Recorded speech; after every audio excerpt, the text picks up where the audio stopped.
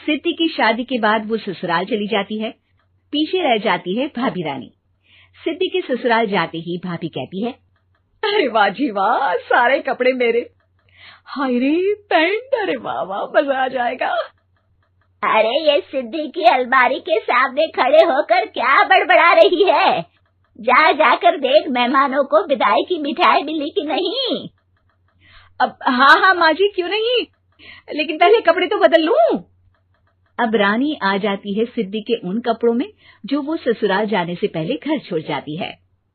अरे रानी, कुछ दिन रुक जाती। अरे ये तो सिद्धि बिटिया को मैंने ही दिया था, बड़ा ही फबता था उस पर, तुझ पर तो कुछ खास नहीं लग रहा। अब वो ना मेरे सारे कपड़े गीले थे तो सोचा पहन लूं। वैसे भी सिद्धि को कौन सा दिन पुराने आउटडेटेड कपड़ों को पहनना है। वैसे भी ये सूट तो मैंने तभी पहना था, वैसे खास है भी नहीं ये। हाँ ठीक है, लेकिन ना मेरी सिद्धि पर तो जमता था। सारे मेहमान चले जाते हैं और सिद्धि ससुराल से मायके पहली बार आती है। अपना घर, अपना कमरा, अपनी अलमारी। ये बोलकर जैसे ही सिद्धि अलमारी खोलती है तो सामने उसके कपड़ों की जगह कुछ और ही रखा होता है। माँ, ओ माँ, जरा कमरे में तो आना। सास और रानी वहां पहुंच जाते हैं। रानी ने पहनी होती है सिद्धि की जींस और टी शर्ट। अरे भाभी, ये क्या? ये तो मेरी बड़ी ही महंगी टी शर्ट है, इसे आपने घर में क्यों पहनी है? अरे बहुत मिलती है दीदी ये चौक की मार्केट में, 150 में। ओ भाभी प्लीज, ये एरोपोस्टल है, 2000 की एक टी शर्ट। ओहो, 2000 में तो दीदी 4 साड़ी आ जाए। अब क्या बोलूं? भाभी, ये मेरी अलमारी में छोटू के कपड़े, तो मेरे कपड़े कहाँ हैं? मेरी अलमारी में? अब दीदी आपको कौन से पुराने कपड़े पहनने थे? माना भाभी, लेकिन मैं जब घर आती तो यही सब पहनती ना। अरे तुम तो बड़ी कंजूस हो दीदी। खैर, वक्त आता है जब सिद्धि ससुराल के लिए रवाना हो रही होती है। अरे रानी, अंदर से सिद्धि का गिफ्ट ले आ, लड़की पहली बार ससुराल से मायके आई है। रानी अंदर जाती है और एक सिंपल सी साड़ी लेकर बाहर आ जाती है। ये लीजिए माँ जी। सास बेटी को गिफ्ट देकर ससुराल भेजती है। अगले दिन रानी एक सुंदर सी साड़ी पहनकर सामने आती है। अरे रानी, ये तो वो साड़ी है जो मैंने सिद्धि को देने के लिए दी थी जब वो ससुराल ले जाती, लेकिन ये तूने कैसे पहन ली? अरे माँ जी, ये साड़ी तो मुझे बहुत पहले से ही पसंद थी, लेकिन चिंता ना करिए, मैंने सिद्धि के लिए भी अच्छी सी साड़ी दी है। हाँ।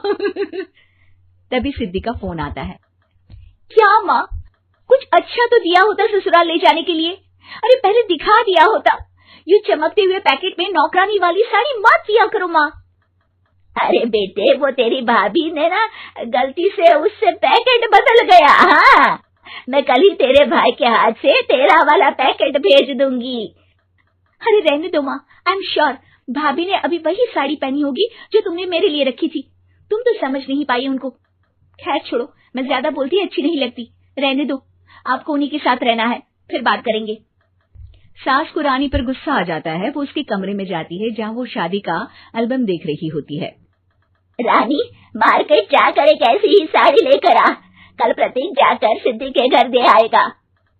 अरे क्यों माँ जी, कितनी साड़ी देनी है दीदी को? यहाँ कोई सेल लगी है क्या? अरे चुप कर, मेरे बेटी के हिस्से की साड़ी खुद पहन ली, अब ज्यादा ज्ञान बांट रही है।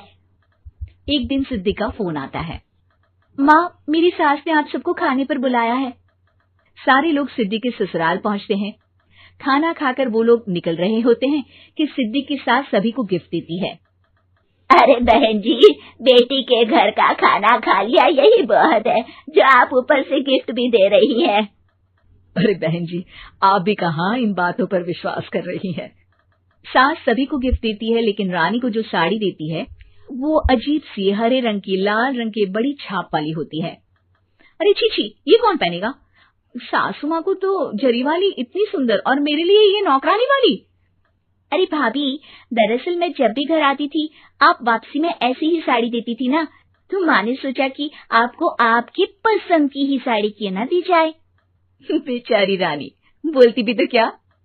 सिद्धि और सास रानी का चेहरा देखकर हंसने लगती है, तो रानी समझ जाती है कि अपने ही बिछाए जाल में वो फंस चुकी है।